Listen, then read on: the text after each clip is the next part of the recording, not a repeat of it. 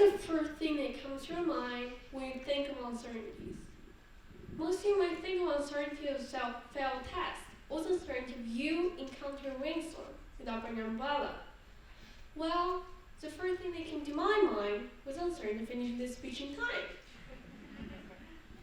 Uncertainty is like a huge black hole that can evoke all opposite emotions by leaving us empty.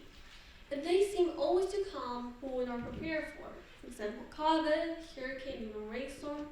And this might emphasize the disappointment reality of self-denial and anxiety regarding the future. These emotions could cause further great mental health issues and thinking disorders. According to a US statistic, every person has a 15% chance of experiencing a natural or man-made disaster in their lifetime. However, if you include personal disasters such as car accidents or death in family members, the risk probability will increase to 2/3, which means that there will be a bad experienced person out of every 3 people. A quite surprising percentage, right? Let me tell you about my own story, which is a major uncertainty occurred in my own life. Last year, when everyone started to have ideas of future plans and they began to pick the high school, I was very certain that I'll go to artistic school to study design. As I've always dreamed of becoming a fashion stylist as every girl did in their childhood. I've never expected and thought about it for a result. However, one day my mom dragged me to a family meeting, asking about my future plans, and she didn't support me after I told her what my dream was. As she claimed that she knows better than anyone else, and that certainly would not mind, as I always do. I was desperate because I thought if a person can follow her dreams or pursue her passion interest, especially one of their life milestones, how could their life become meaningful?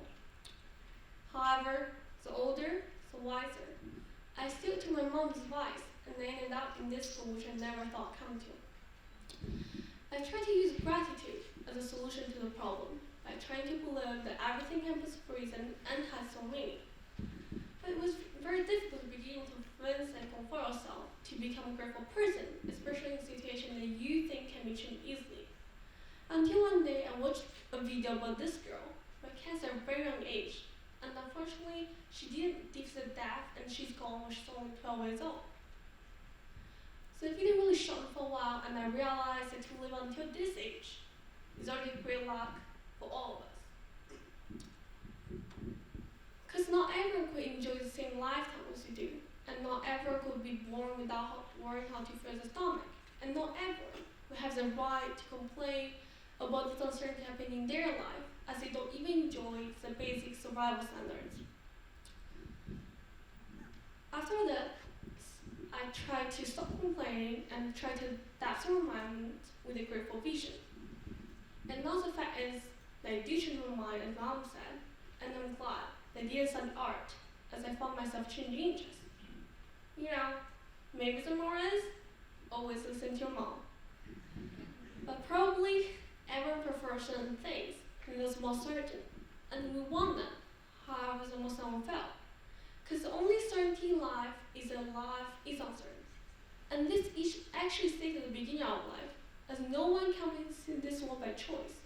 For example, your mom didn't inform you when you are still her belly asking, "Hi babe, would you like to be born?" And everyone lives the illusion that everything can be prearranged in the young age period. For example, when I finish some middle school, I'll go through this high school X. After this high school X, I'll go through this university Y. And after this university Y, I'll do the job A, B, C, D, marry a person with good qualities, 1, 2, 3, etc.